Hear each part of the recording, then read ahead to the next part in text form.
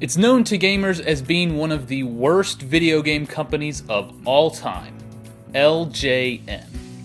Originally a toy company, LJN got into the video game business during the 80s. Typically they published games based on movies, such as Jaws or Back to the Future, but they also had a few sports titles as well. Generally the quality was poor. Many times the game had nothing to do with the actual license, and various games suffered from glitches or poor game design.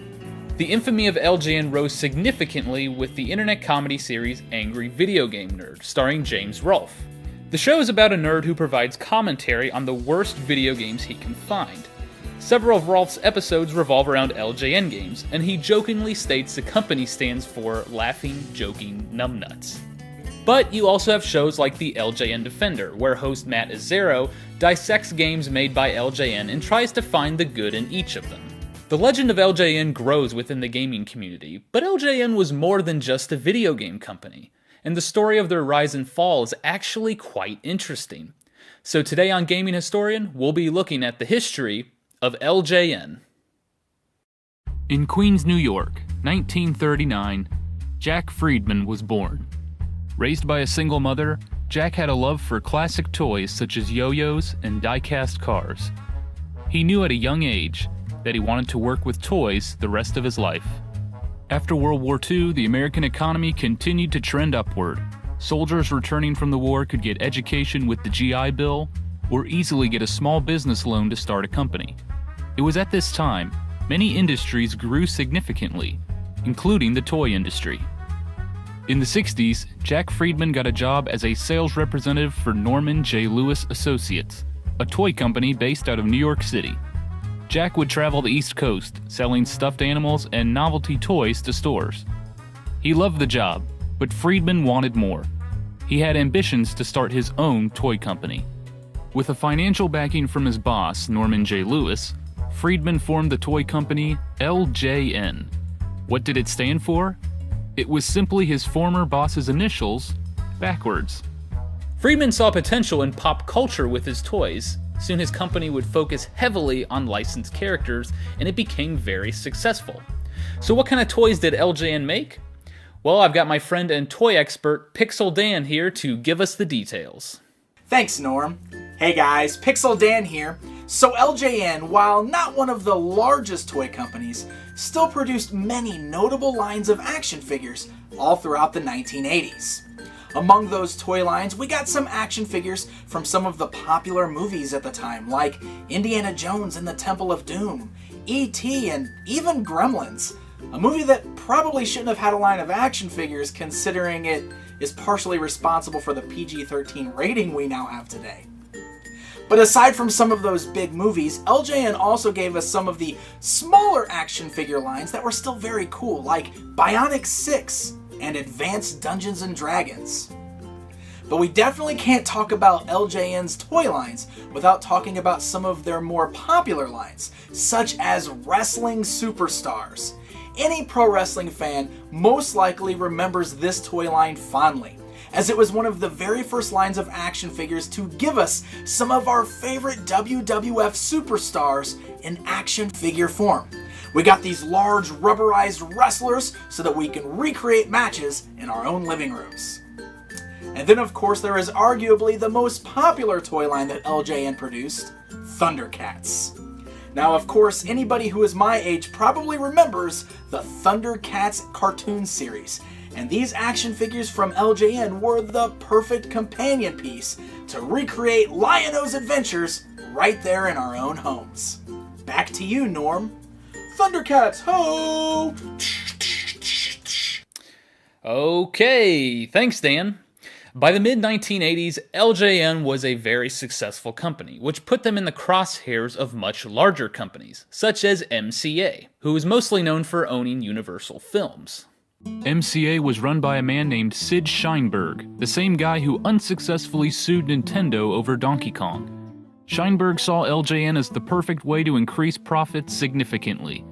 Universal would make a movie, LJN could make the toy line, and both profits would go to MCA. Not only that, but LJN was beginning to make moves to enter the video game industry, which MCA had interest in as well. In 1985, MCA officially acquired LJN for a total of $67 million. It was a huge success for Jack Friedman, but he wasn't happy. Friedman had to relocate to California after the acquisition, and he felt like he wasn't in control anymore. 2 years later, in 1987, Jack Friedman left LJN. As I mentioned earlier, it was at this time LJN started getting into video games. LJN even came out with a game console in 1987, LJN Video Art. Although it was never meant to compete with the NES, it was basically a paint program on your TV. Kids could color or draw pictures on the screen. Just like their toy lines, they focused mostly on licensed entertainment. One thing to note is, LJN never actually developed any of these games. Rather, they simply published them. Some companies that developed for LJN include Atlas and Rare, but a few developers went totally uncredited, which was somewhat common at the time. But are these games really as bad as people say they are? Does LJN deserve its reputation? Well, I actually do own a few LJN games on the NES, so let's take a look at a few. Let's start with Major League Baseball. This game actually has the license to all the Major League teams, but not the actual players. Still, it's nice I can play as my Kansas City Royals. Sadly, that's the best part about this game. It's super glitchy and it suffers from extreme slowdown. In fact, one time I hit a 2-run home run, it's because the ball got stuck in the wall. Next up, we've got Karate Kid, based on the hit movie series. It's a side-scrolling action game similar to Kung Fu. One common complaint in this game is that when you get hit, you get knocked back. It can make traveling through the stages somewhat difficult. You also have several bonus stages where you have to catch flies with chopsticks, break ice, or dodge a swinging hammer. Overall, the game is short and fairly easy. Let's move on to NFL. Again, the game has an official license but doesn't use the actual players. Whoa boy, this game is rough. It's extremely slow, the controls are very confusing, and play calling is, well, I'm not really sure what play I'm calling. This game has a learning curve. Out of the box, you really will have no idea what's going on. I'd stick to Tecmo Bowl. Finally, let's take a look at TNC Surf Designs, based on a surfing apparel company of the same name. There are two modes to play, skateboarding or surfing. In skateboarding, you have to dodge obstacles and make jumps to reach the end. In surfing, you have to stay on the board as long as possible. I actually kinda like TNC Surf Designs. It's colorful and fun to play with friends. I wish I could show you Jaws, because I actually really enjoy this game, but my copy no longer works.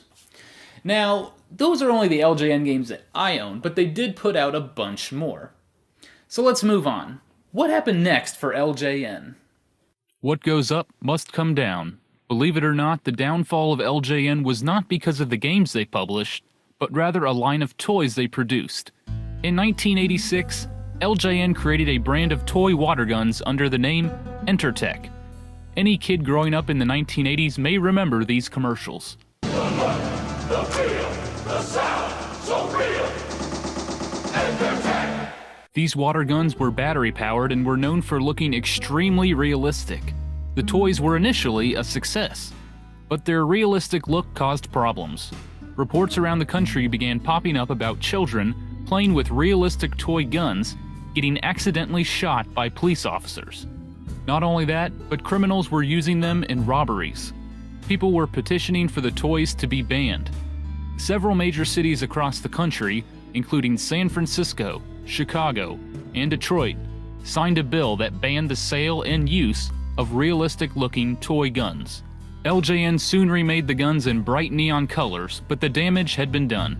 The public had lost interest in the toy, and LJN profits plummeted. Another line of toy guns from Entertech, known as Gotcha the Sport, also resulted in losses. These were, believe it or not, paintball guns marketed towards kids. They were based on the comedy movie Gotcha from 1985. LJN even released an NES game based on the toy line. However, many units were returned to stores because they were faulty. LJN lost $35 million due to the returns. MCA had had enough.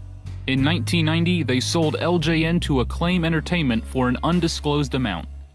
Acclaim quickly closed their toy division, and LJN became exclusively a video game publisher. This allowed Acclaim to increase their output of games. Nintendo had strict regulations on how many games a publisher could make for their system each year. Eventually, Nintendo dropped this quality control rule, and LJN completely folded into Acclaim in 1995. The once successful toy company was suddenly no more. The last known game from LJN was, oddly enough, a Dreamcast game known as Spirit of Speed 1937, released 5 years after the company folded. There's no information on why Acclaim decided to use the LJN name to publish this game. Maybe they wanted to keep themselves as far away from the title as possible. Spirit of Speed 1937 was rated the worst game of 2000 by GameSpot. As for Jack Friedman, the original founder of LJN, in 1990 he formed a new company known as Toy Headquarters, but many of you know it as THQ. THQ made toys and video games, but eventually went to strictly video games in 1994. With the full-time switch to video games, Friedman saw how much more advanced the game industry was becoming, and no longer felt comfortable running the company. He soon left THQ. The following year, he founded a new toy company, Jakks Pacific. The company is still around today and has licenses for many popular franchises, including Nintendo and Star Wars. Sadly, in 2010, Jack Friedman passed away at the age of 70 due to a rare blood disorder. He was known for his smart business moves and contributions to charity throughout his life. Said journalist Stephanie Finnegan, he had an eye for talent. The next time you see that LJN rainbow on your game cartridge, maybe you'll remember them for more than just their video games. That's all for this episode of Gaming Historian. Thanks for watching.